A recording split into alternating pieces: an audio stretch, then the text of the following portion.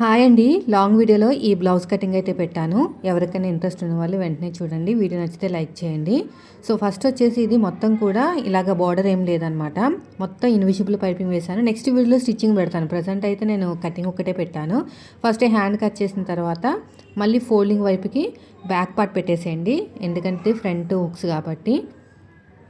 Next వచ్చేసి cross cutting blouse అండి. ఇది క్రాస్గా పెట్టేసేయాలి. ఇలా క్రాస్గా పెట్టేసుకోవాలి. తర్వాత వచ్చేసి షేప్ బెల్ట్ ఇక్కడ పెడుతున్నాను. అంతేనండి. ఇప్పుడు ఎలాగైతే సెట్ చేసుకున్నామో సేమ్ అదే విధంగా కటింగ్ చేసుకోండి. క్లాత్ వేస్ట్ అవ్వకుండా నేను ఇక్కడిక్కడే అడ్జస్ట్ చేశాను అనమాట. ఇదంతా కూడా నేను గమ్ పెట్టి ఫుడ్ జాయిన్ చేయను. ఎందుకంటే ఇన్విజిబుల్ పైపింగ్ వేయాలి కదా, గమ్ పెట్టేస్తే రాదు. నేను పైపింగ్ వేసిన తర్వాత అప్పుడు గమ్ పెట్టేసి ఐరన్ చేస్తాను.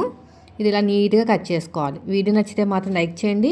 కటింగ్ వీడియో పోస్ట్ చేశాను. ఎవరికైనా ఇంట్రెస్ట్ ఉన్న వాళ్ళు వెంటనే చూడండి. యూట్యూబ్ ఛానల్లో ఉంటుంది.